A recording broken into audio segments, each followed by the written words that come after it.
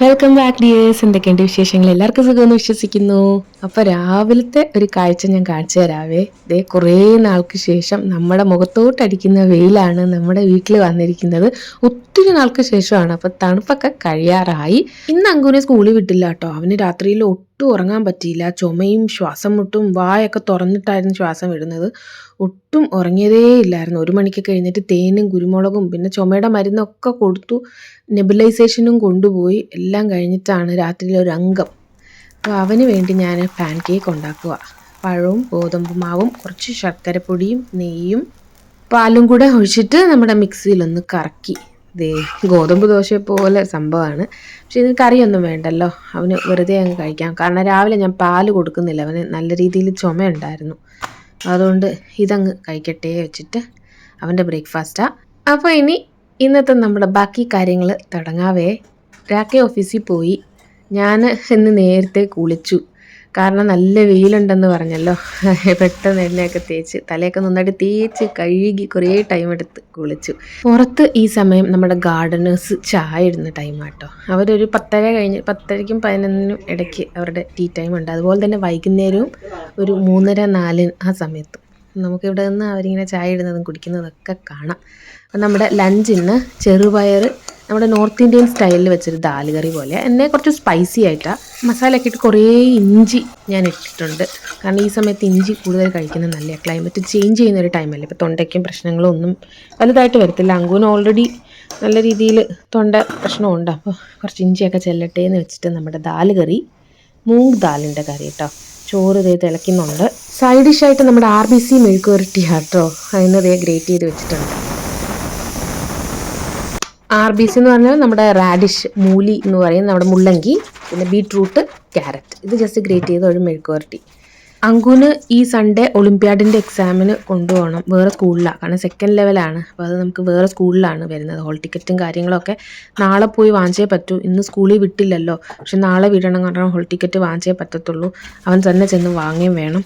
അപ്പോൾ അതുകൊണ്ട് ഇന്ന് എന്തായാലും റെസ്റ്റ് എടുക്കട്ടെ എന്ന് വെച്ചാൽ സൈഡിൽ കൂടെ നമ്മുടെ മൂങ് ദാലിൻ്റെ കറി, തക്കാളിയൊക്കെ ഇട്ടിട്ടുണ്ട് കേട്ടോ. നല്ല ടേസ്റ്റാണ്. ഇത് നല്ല സ്പൈസി ആയിട്ട് വെച്ചാൽ ഈ ഒരു കറി ഒരു മെഴുക്കുവരട്ടി ഉണ്ടെങ്കിൽ നല്ല ടേസ്റ്റായിട്ട് കഴിക്കാം. പിന്നെ നമുക്ക് ഈ പനിയും കാര്യങ്ങളൊക്കെ വരുമ്പം ചെറുപയർ നല്ലതാണ്. പിന്നെ കുറച്ച് പച്ചക്കറിയൊക്കെ അങ്ങോട്ട് ചെല്ലുമ്പോൾ ഇമ്മ്യൂണിറ്റിയും കിട്ടട്ടെ എന്ന് വെച്ചിട്ട് ഈ ബീട്രൂട്ടും റാഡിഷും ക്യാരറ്റും ഒക്കെ ഈ സമയത്ത് ഡെയിലി കഴിക്കുന്ന ഒത്തിരി നല്ലതാട്ടോ ഇമ്മ്യൂൺ സിസ്റ്റത്തിന്. അല്ലെങ്കിലും ഇതൊക്കെ നല്ലത് തന്നെയാണ്. ജസ്റ്റ് ഒന്ന് സോട്ട് ചെയ്ത് കഴിക്കുമ്പോഴാണ് കുറച്ചും കൂടെ ഗുണം എന്ന് എനിക്ക് തോന്നുന്നത്. കാരണം പച്ചയ്ക്ക് കഴിക്കുമ്പോൾ അത് തേക്കാനൊക്കെ പാടില്ല. നമ്മളങ്ങനെ പച്ചയ്ക്ക് കഴിച്ചങ്ങനെ ശീലിച്ചിട്ടില്ലല്ലോ. അപ്പം ഞാൻ മെഴുക്കുവരട്ടിയായിട്ടാണ്. അങ്ങനെ ഉച്ചക്കത്തെ പണിയൊക്കെ കഴിഞ്ഞ് നമ്മുടെ മെയ്ഡും വന്നു പോയി. രാക്കേതേ കഴിക്കാൻ വന്നു. അപ്പോൾ ഫുഡ് എടുത്തു. കുറച്ച് രസം ഫ്രിഡ്ജിൽ ഇരിപ്പുണ്ടായിരുന്നു തലേദിവസത്തെ, അതും കൂടെ അതേ ഒന്ന് തിളപ്പിച്ച് വെച്ചിട്ടുണ്ട്.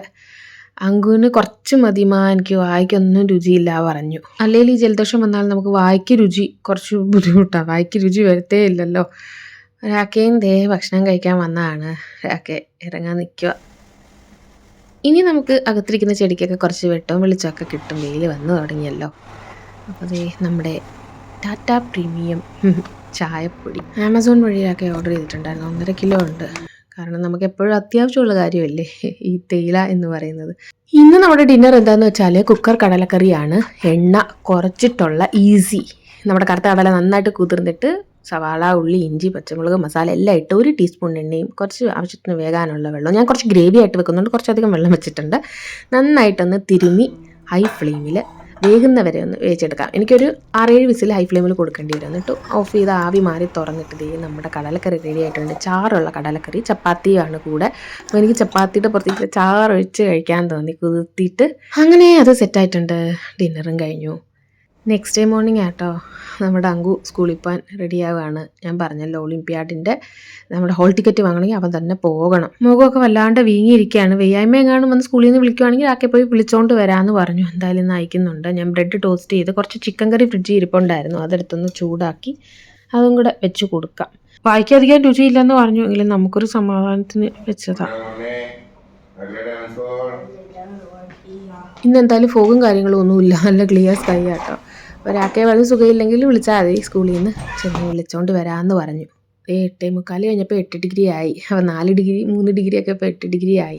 നമ്മുടെ കാശ്മീർ ട്രിപ്പ് കഴിഞ്ഞ് തിരിച്ച് വീട്ടിലോട്ടുള്ള യാത്രയിൽ നമ്മൾ ജമ്മുവിൽ വന്ന് രാത്രി ലെമൺ ട്രീയിൽ സ്റ്റേ ചെയ്യുന്നവരെ കഴിഞ്ഞ വ്ളോഗിൽ കാണിച്ചിരുന്നില്ലേ. അപ്പം നെക്സ്റ്റ് ഡേ മോർണിംഗ് ആണ് നമ്മൾ ഇന്ന് രാത്രിയോടുകൂടി നമ്മുടെ വീട്ടിലെത്തും കേട്ടോ.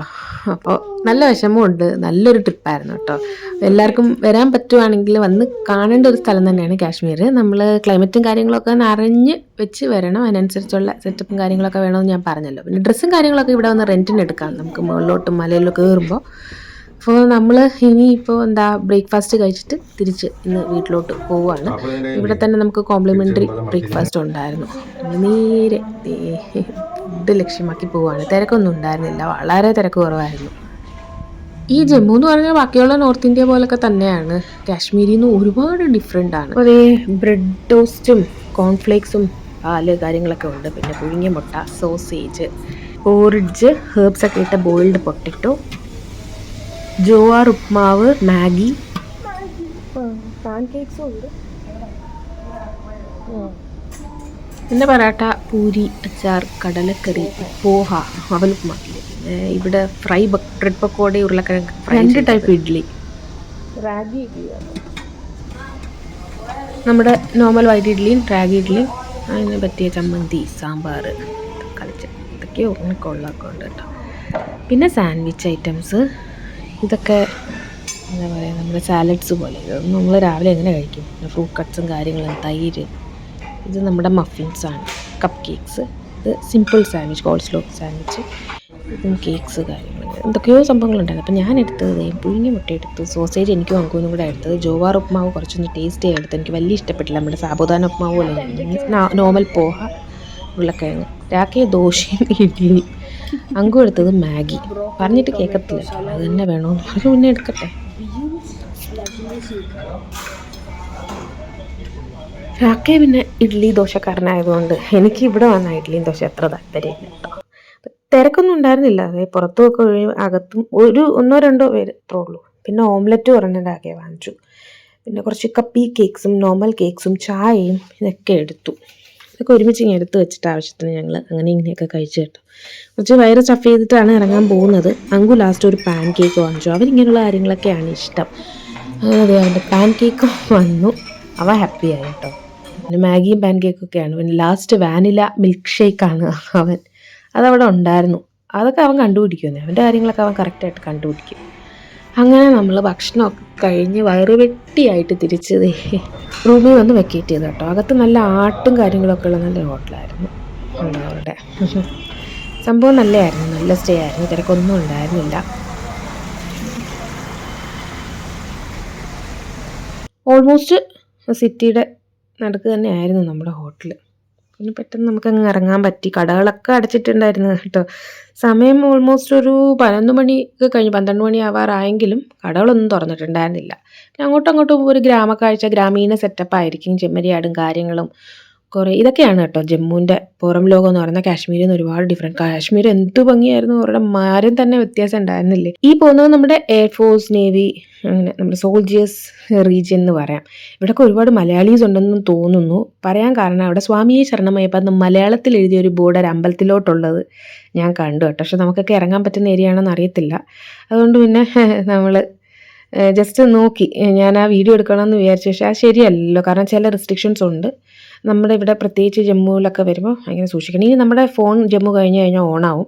ഇത് നമ്മുടെ തുളസിയുടെ എന്താ പറയുക, ഒരു വകഭേദമായിട്ട് വരും. നല്ല കട്ടിയുള്ള തുളസി ചെടിയാണെന്ന് തോന്നുന്നു. ജമ്മു കഴിഞ്ഞ് പഞ്ചാബ്, ജമ്മുവിൻ്റെ ബോർഡർ ആകുമ്പോൾ നമ്മുടെ ഫോൺ ഓണാവും. അപ്പോൾ ഇങ്ങോട്ട് വരുമ്പോൾ ഒരു പോസ്റ്റ് പെയ്ഡ് കണക്ഷനൊക്കെ എടുത്തുകൊണ്ട് വരണം. ഇല്ലെങ്കിൽ നമ്മളിവിടെ വന്ന് വേറെ കണക്ഷൻ എടുക്കേണ്ടി വരും. ഇതൊക്കെ ഞാൻ പറഞ്ഞിരുന്നില്ലേ നേരത്തെ. അങ്ങനത്തെ പാലവും പുഴയൊക്കെ കടന്ന് നമ്മളിനി നമ്മുടെ വീട്ടിലേക്ക് ഒത്തിരി സ്നേഹത്തോടെ. Thank you so much. Bye bye dears.